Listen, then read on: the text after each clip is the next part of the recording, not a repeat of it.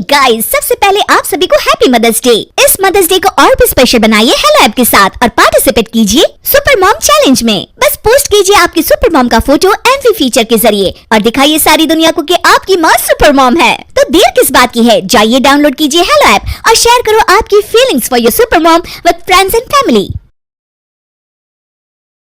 दीवार पर टंगी सास। पंजाबी में कहावत है, सास चंगी होवे या ते दीवार ते टंगी होवे।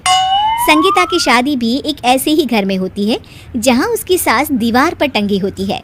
ससुर और पति शादी के पहले दिन उसे सास के फोटो के सामने ले जाते हैं, जहां ससुर जी कहते हैं, बेटा संगीता, ये तुम्हारी सास थी, बहुत नेक और भली, लेकिन थोड़ी गुस्सैल थी। गुस्सा आने पर सब तहस नहस कर देती थी, पर अब ये इस दुनिया में नहीं है। हाँ संगीता, माँ होती तो तुम इनकी कोई बात टाल नहीं सकती थी, वरना तो माँ घर में भूचाल ले आती। संगीता मन में खुश होती है कि अच्छा है कि ऐसी औरत अब इस घर में नहीं है, लेकिन दिखावे के लिए वो जैसे ही सास की फोटो के सामने हाथ जोड़कर खड़ी होती है, ये क्या? सास उसे देखकर मुस्कुराने लगी।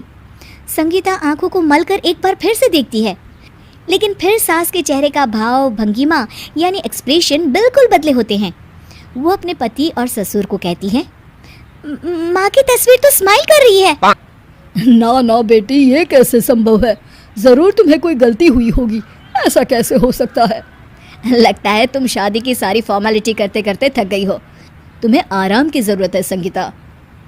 खैर, सारे संगीता की बात को इग्नोर कर कमरे में चले जाते हैं।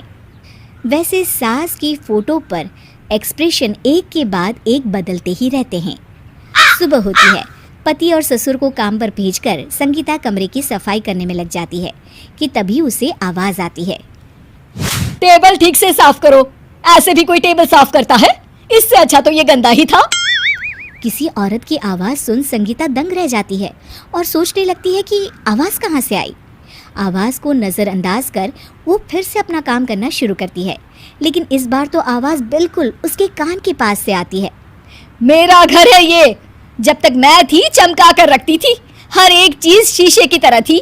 तुम्हें तो ना सफाई आती है ना कुछ पता है। क्यों तुम्हें मेरे घर की जिम्मेदारी दे दी गई है? पता नहीं तुमने मेरे बेटे को क्या दिखाई दिया। मैं होती तो एक से बढ़कर एक लड़कियों की लाइन लगा देती। अब संगीता को समझने में देर नहीं लगी कि ये आवाज किसी और की नहीं बल्कि उसकी सास की है, जो दीवार पर टंगी है।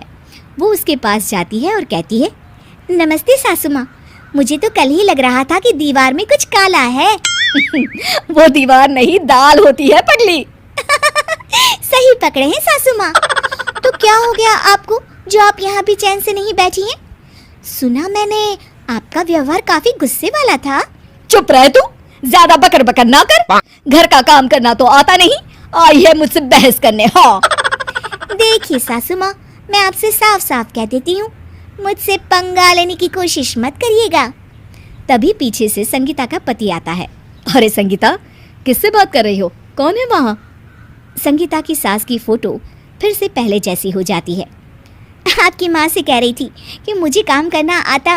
अरे संगीता, माना सास के ताने हर बहू को अच्छे लगते हैं, लेकिन यहाँ तो माँ है ही नहीं, तुम तो फोटो से ही।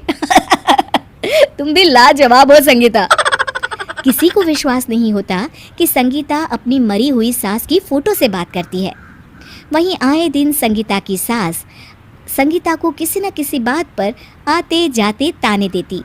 संगीता को भी अब सास के तानों और उनसे बात करने की आदत हो गई। वो कभी खानदान की कहानी तो कभी तीज त्योहार कैसे मनाए या किसी व्यंजन की रेसिपी सास से ही पूछती। सारा दिन घर में अकेली संगीता की सास अब उसके लिए तानों के साथ पक्की साथी की तरह भी रहने लगी थी, जो किसी और को नहीं बल्कि संगीता को ही सुनाई देती। तो देखा आपने, सास बहू का रिश्ता हर रिश्ते से ऊपर होता है, फिर चाहे वो खट्टा हो या मीठा।